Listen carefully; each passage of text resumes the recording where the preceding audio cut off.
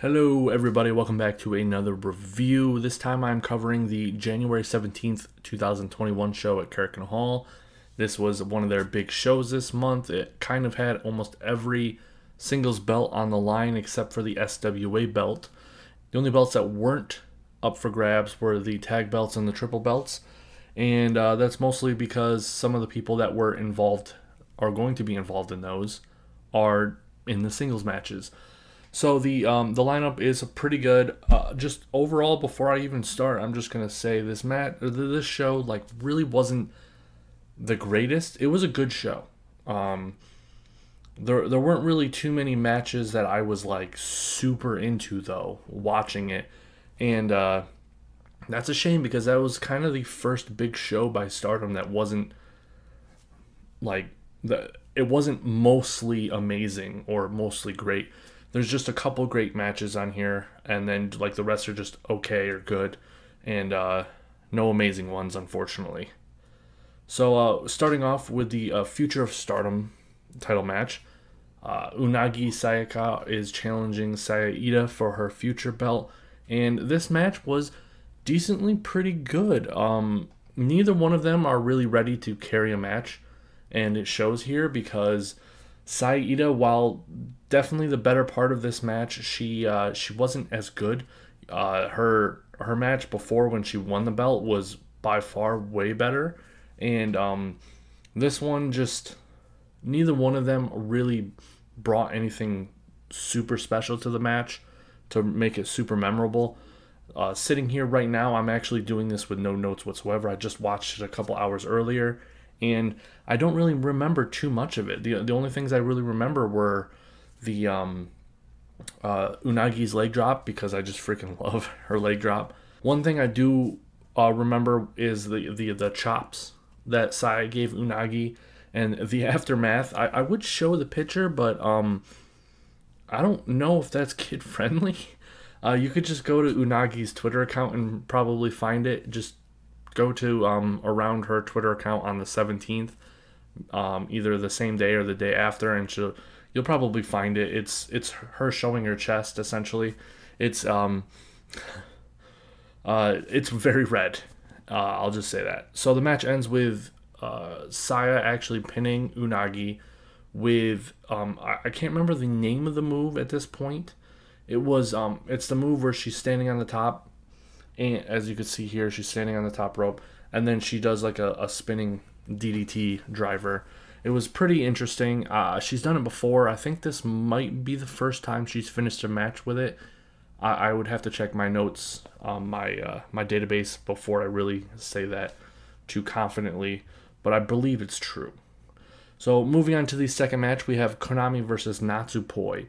This match, I was expecting it to be actually really good, and it was just pretty good.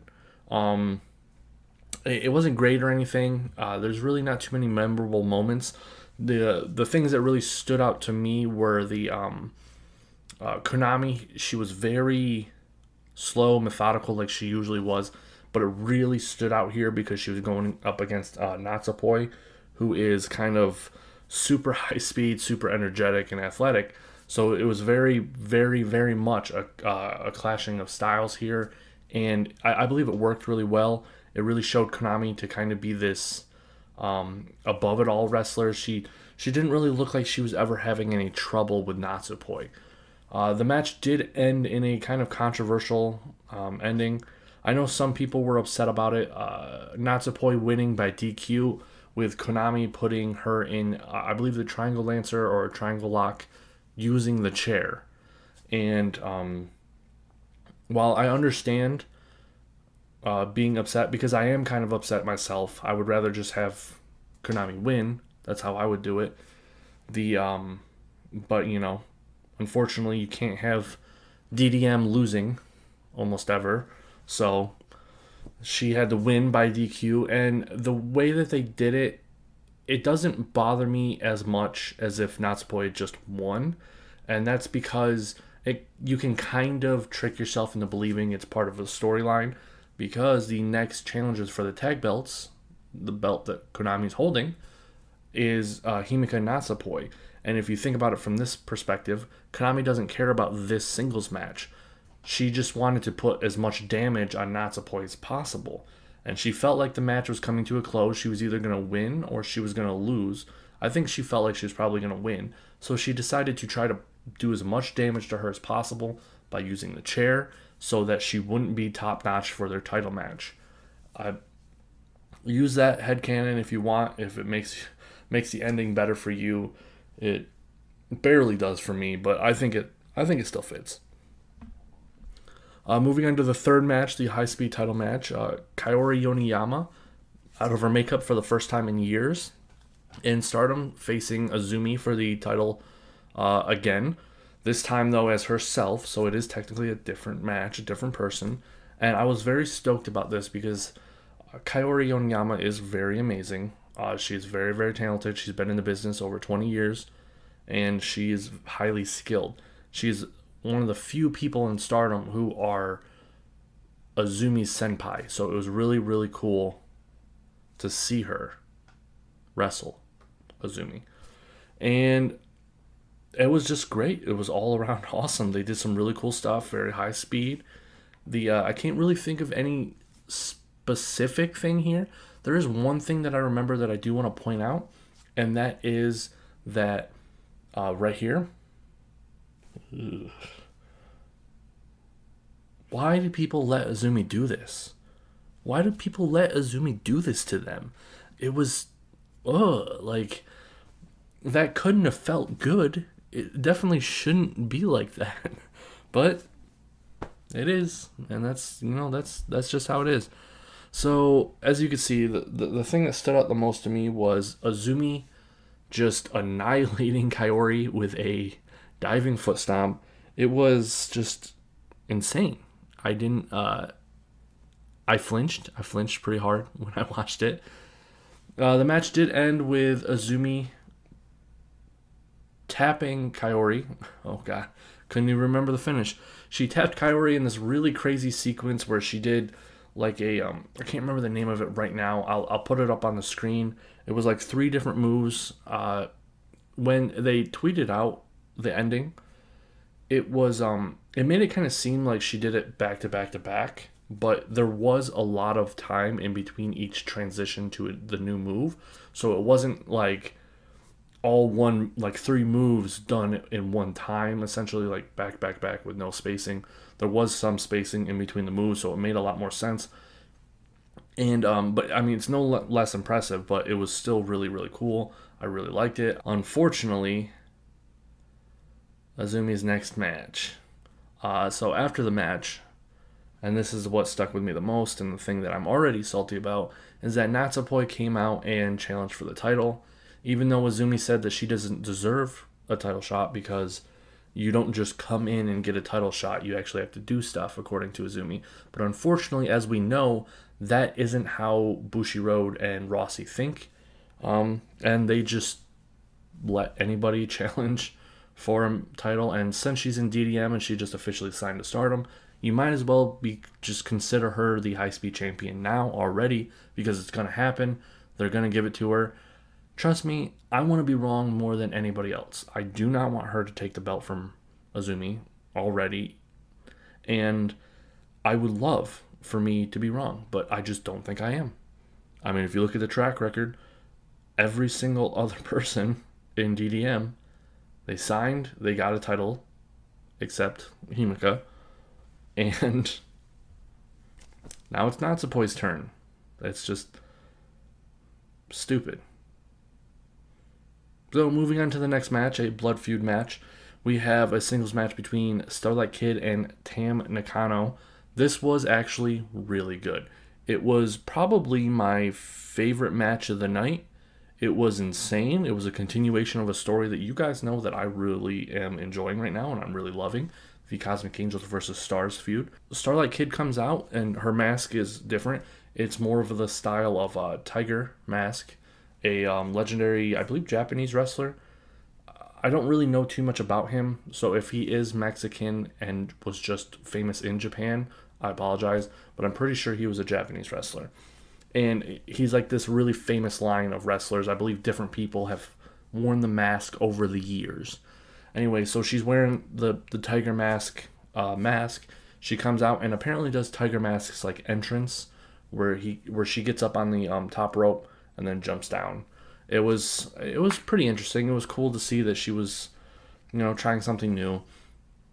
She was very, very, I wouldn't say different in this match, because she didn't really do anything that she doesn't normally do, but you could see that she was more desperate to win in this match. She actually cared about putting Tam away, and that was very interesting for me to see, because for a while Starlight Kid had, since kind of like finishing her thing with Azumi, she really hasn't done anything character-wise except just, sell merch. And it was very, very awesome to see her kind of really try to win here. And you can tell that there was a lot of emotion behind it, and she's doing her best to continue the story. And Tam did her best. She really played up the level difference between them, as there should be a level difference. Tam and Starlight should not be on the same level. I'm sorry. I know technically I think Starlight has been wrestling longer than Tam, but Tam is clearly the better wrestler. That's just how it is. So the match ends with Tam pinning Starlight Kid with a tiger suplex.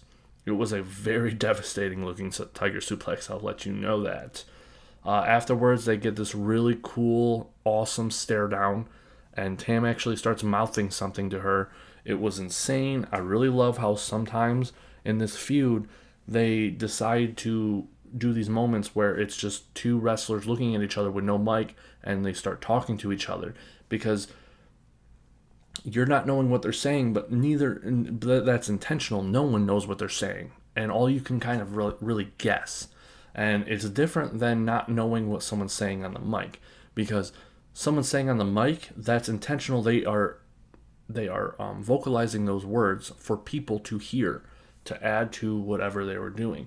And this, no one's supposed to hear, so you're supposed to not know. So it's not aggravating. It's storytelling. And Tam has done it twice in this feud so far, from what I can remember. The first one you can see in my Tam video, my Tam video called Tam Nakano's Betrayal or something like that. And it's when Tam is in the ring after they just did a 3 versus 3, and Mayu's outside the ring, and they get close, and they just start like sitting there and talking. You can see that Mayu's like upset, and she's like motioning to Unagi and Mina, and Tam is just talking back to her, and then Mayu just turns and walks away. And it's just awesome, because here's the same thing. It's Starlight Kid and Tam. They're just staring daggers at each other, and Starlight Kid is super upset. She just lost. She feels really ashamed probably, and Tam says something to her, and that takes off Starlight. It's just really, really good. So moving on to the next match, we have a tag team, or a 4-way tag elimination match with Shuri and Himeka, I believe. Yep, versus Momo and Saya Kamitani versus Mayu and Ruka versus, I believe, Saki and B. Saki Kashima and B. Priestley. This was very fun. It was very, very fun. The rumors are that Mayu is actually injured right now. I wouldn't say injured, she's hurt. And it kind of does seem that way, because she didn't really do anything in the match, and she was eliminated fairly early, and Ruka kind of did everything in the match for their team. So I can believe that she was probably injured or hurt, and they didn't want her to do anything, so she just super got eliminated. She got eliminated doing her jump up on the rope, land, flip thing, arm drags. And while she was doing it, Saki just came up and pushed her. That was really funny. All of the other eliminations were really great. I'm pretty happy with every ending. I kind of really wish that Momo had gotten a pin here. Like her getting a pin on Himeka, especially since she has a title match coming up. It would have been nice for them to actually back Momo just a little bit here. But nope. They had to give the final win to Kamitani pinning Himeka with a Star Crusher. And it was interesting, but I really wish they would have just given the final win to Momo. Other than that, the whole match was really great. I would say this is one of the great matches. So far, we have the high-speed match, and then Starlight Kid versus Tam, and then this were all great matches. Unfortunately, the next two were just good. The Wonder of Stardom no DQ match, I would say was pretty good. It wasn't anything special, unfortunately. It was interesting because there were a lot of really cool spots to it. A lot of things that would make it a really great match. There was a time where Julia hit Natsuko in the head with a chair in it. You know, it popped out. Very memorable. When Julia, I believe, body slammed Natsuko on a group of stacking of stone bricks, like blocks or whatever, like the karate chopping blocks. That made me wince really, really hard. It made my back hurt, and I was just watching. There were a lot of really, really cool things here, but unfortunately, there was a lot of timing issues between Julia and Natsuko, and there were a lot of moments where they just kind of messed up, making it fluid. And unfortunately, I think that's bringing this match down from what it really could be. Now, the ending, I was very not okay with. I've went on record saying that I wanted Natsuko to win. I think she should have won for many reasons. One, Julia has been super dominant since her reign, since coming into Stardom. Super dominant. Barely ever loses, and beats everyone. She's had a pretty decent run with a white belt. I figured it was time to give it to someone else. That's coming from someone who's a really big Julia fan. Now, I thought Natsuko would be the perfect person to give it to because she is the leader of Odo Tai. They need to legitimize her. They would need to legitimize Odo Tai because a lot of people are losing faith in Odo Tai because of their booking. And I feel like this would have been the great way to do it. I'm a big fan of Natsuko right now. I really, really like her. I think she's awesome. She has an amazing look. I really like her wrestling. I really like her her character work with the DQs and all that. I think it's really, really great most of the time. Sometimes, like last show's DQ, I was against. I did not think it was necessary. But most of the time, I do feel like it follows the storyline and the character work that, at least in my head, I'm coming up with. I think she should have won. I really do. The fact that she didn't win really takes me off because of the second reason as well, is that Natsuko has branded herself as the hardcore wrestler of Stardom. She's always using weapons. She's she's the one saying, "Let's do no DQ, Punk. Let's do it." And she lost. She lost the no DQ match, where you can use any weapon you want, without question, and she lost. Why? Why would you do that? That's like having Konami, right, go up against freaking, I don't know, like Momo or Utami or literally almost anybody in the promotion except Shuri in an I Quit match and have her lose. It would be dumb. It would be really, really dumb. And that, in my opinion, this was really, really dumb as well. So let's move on to the final match that was actually much better than I thought it was going to be. But that's not really saying too much because I had very, very, very low expectations for this. I thought it was going to be just okay. I thought it was just going to be an okay match. Neither Utami or Micah are good enough to really carry a match, in my opinion. But they surprisingly did pretty good. I would say this is a really good match. Not in the great category, but really good. I thought they both brought really cool, interesting things to this match. One thing that I really liked was they both focused on the damage that they were doing to each other. There were many moments in this match where Micah failed to capitalize because of the damage done to her back throughout the match. There's many times where Utami just collapses after doing a match or a move because Micah has been pretty dominantly on the offensive almost the entire match, at least from my perspective. I'm sure if you went down to the gritty, nitty stats, that might not be true, but it seemed like Micah was getting more offense in. And it was really, really cool. But they did overplay their card there. There were, towards the end, it was getting kind of ridiculous. It was do a move, lay on the ground for a little while. Do a move, lay on the ground for a little while. Do a move. Like, it was pretty bad. It was so repetitious. And if they had just cut back on that quite a bit towards the end and just went full out for like a couple more minutes at the end, instead of laying on their backs most of the time, I think it could have gone into the great category. But unfortunately, they didn't do that. And so it was just a really good match. So that was my review of this show. Utami's next challenger for the red belt is going to be Saya Kamatani, which is just ridiculous. I don't understand. I don't at all. Why? Kamatani is not at the red belt level at all. I mean, neither is Utami, but that's long gone at this point. That's my biggest problem with Utami's reign. Not just the fact that, she, in my opinion, I don't think she deserves the red belt, but two, all of her main rivals, all of the people she's had beef with, a connection with over the last couple of years, are all newbies. And so all of her matches are going to be against these newbies who have no right or no business being in the red belt match. Like, I don't understand what they're doing. I don't get it.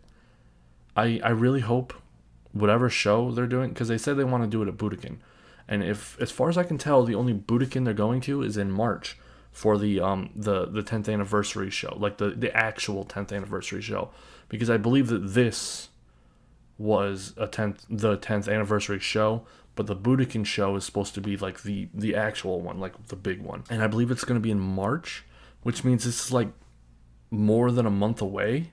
So I guess she's not defending her belt next month. But with that said, though, if Utami and Kamatani red belt match is at that Budokan show, that big one, the one that's supposed to have the Nanai Takahashi and the Yoshiko matches and the big battle royale and all of these other matches, if Utami versus Kamatani is the main event, I will lose all hope completely that any kind of original plans they had for Momo, for Tam, for all of these people who've busted their butts, worked for the company for many years, are way better than these people. I'm going to lose all hope that they're actually going to back them. I'm going to join the hater group, and I'm going to say they've completely abandoned them, and all they care about is fame and looks. Please prove me wrong. Please prove me wrong. All right, well, thank you for watching. Let me know what you guys thought in the comments about the match. Which was your favorite match? If I had to pick one match that was my favorite, I'd say Starlight Kid versus Tam, but that's just because I'm so invested in this storyline right now. If I'm going just pure wrestling based, it's probably the elimination match or the high speed match, and then after those three, it would be the DQ match. Which, even though I said it was just good, and the Micah Utami one was actually really good, I still found the DQ match more enjoyable because of all the spots and stuff. So, bye.